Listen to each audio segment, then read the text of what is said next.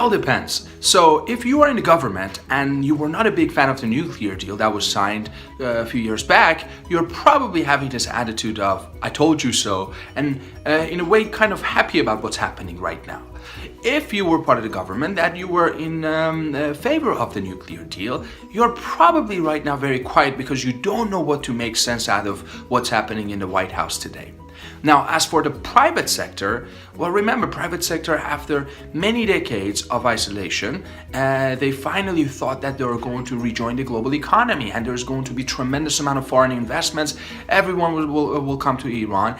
And what just happened was, in a way, a very, very hard stop to the momentum that was building up after the nuclear deal. As for Iranian people, they're very offended. Why? Because Mr. Trump's travel ban included Iran as one of those 7 countries that will be banned to come to the United States, and made a lot of Iranians very, very offended about why Iran should be included in the category, despite the fact that the average Iranians have not conducted any act of terror on the United States soil. So all in all, depending on your perspective, you have different feelings towards Mr. Trump. But if we take the average of all those feelings, none of them are going to be positive.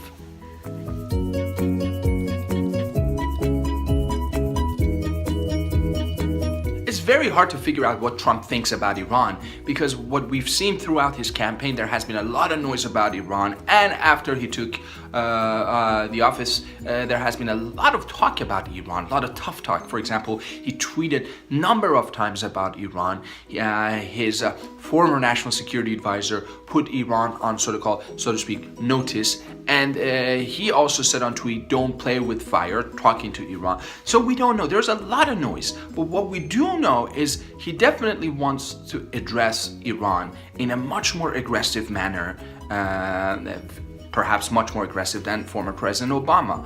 But his attitude is very, very difficult right now to detect, because there's tremendous amount of noise in the White House, both on domestic issues and various issues that he's concerned with as the president. So we have to see, and we have to wait and judge.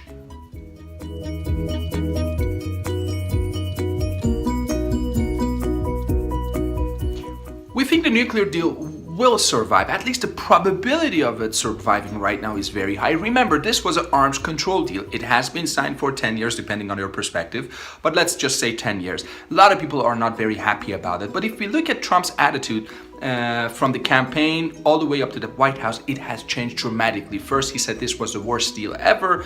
Now, he is tolerating it, and he is using terms such as, we need to enforce the heck out of it. Well, part of the signal that we're getting is, just remember that he just met with the Israeli Prime Minister, and no one talked about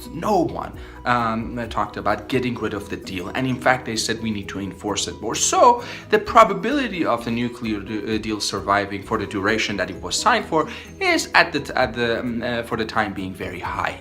And we should be thanking the Europeans, Russia and China, because they've been backing the deal very aggressively in various meetings that they had with folks in Washington.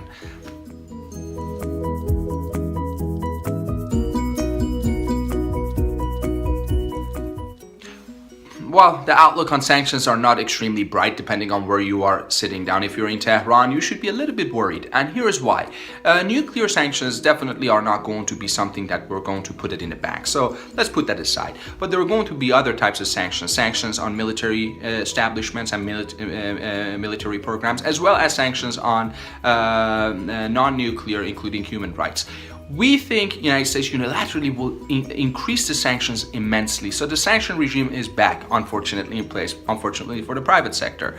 Europeans are going to be fighting it a little bit, but we think the Europeans, after we're over all these elections in Europe, are going to take a harder posture on Iran. But in terms of United Nations Security Council sanctions, it would be very difficult, because remember, Resolution 2231 in particular says that Iran can test ballistic missiles for defense purposes. So there's a lot of technical arguments. We don't know who's going to win, but certainly we know on one front we're going to have more sanctions. Washington is going to increase sanctions. European Union will gradually ratchet up the sanctions in a way, but we don't think we have any new United Nations Security Council sanctions that are going to be added, at least for the time being.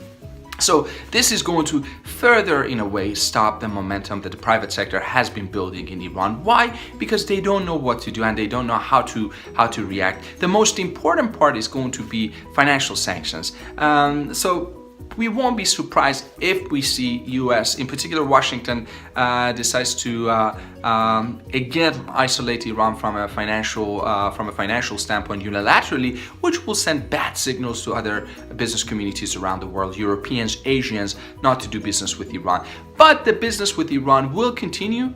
It just won't be as fast as we think, and it won't be having the momentum that we thought it would have.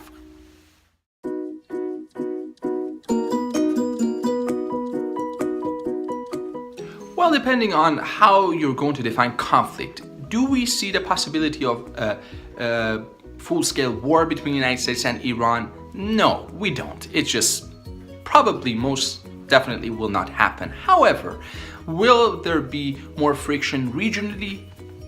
The possibility, unfortunately, is quite high.